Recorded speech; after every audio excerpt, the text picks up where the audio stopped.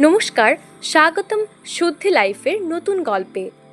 আজ আমরা বলবো একটি পুষ্টির গল্প, যেখানে একটি সাধারণ পরিবার শিখে নিল সঠিক খাবারের জাদু। ভিডিওটি শেষ পর্যন্ত দেখুন এবং লাইক, শেয়ার ও সাবস্ক্রাইব করতে ভুলবেন না।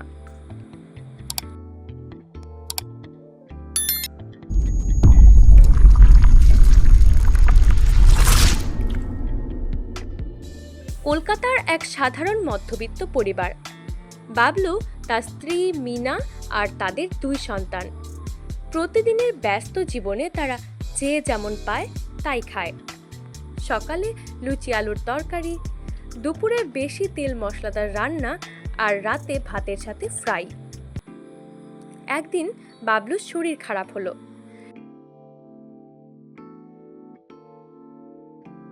ডাক্তারের রিপোর্টে বের হলো হালকা সুগার আর কোলেস্টেরলের মাত্রা বেড়ে গেছে। ডাক্তার বললেন, আপনাদের খাবারের ধরন পরিবর্তন করতে হবে। পুষ্টিকর ও ব্যালেন্স ডায়েট ছাড়া সুস্থ থাকা সম্ভব নয়। মিনা অবাক, ব্যালেন্স ডায়েট মানে আসলে কি? পুষ্টি শেখার শুরু। ডাক্তার তাদের বোঝালেন, প্রতিদিন শরীরের দরকার কার্বোহাইড্রেট, প্রোটিন, ফ্যাট, ভিটামিন ও মিনারেলের সঠিক সমন্বয়। বেশি তেল মশলা আর ফাস্ট ফুডে পুষ্টি নষ্ট হয়। ভাত, ডাল, সবজি, মাছের সঠিক মিশ্রণই হলো বাংলার আসল হেলদি ডায়েট। মিনা ঠিক করলো, আজ থেকে রান্নাঘর বদলাবে।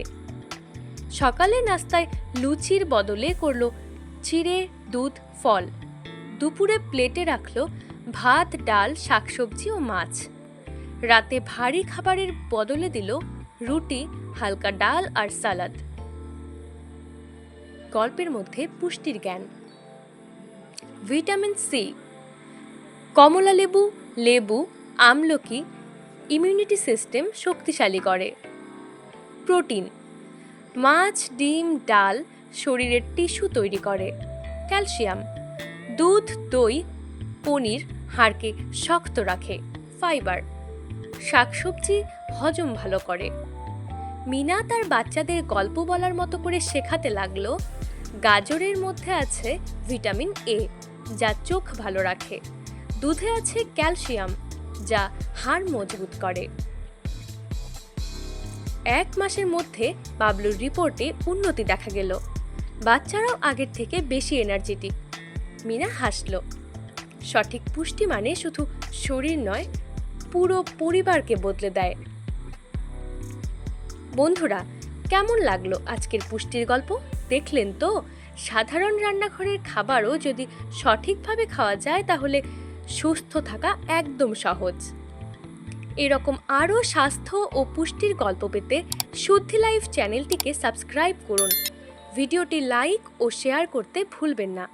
আবার দেখা হবে নতুন গল্প নিয়ে। ততক্ষণ পর্যন্ত সুস্থ থাকুন।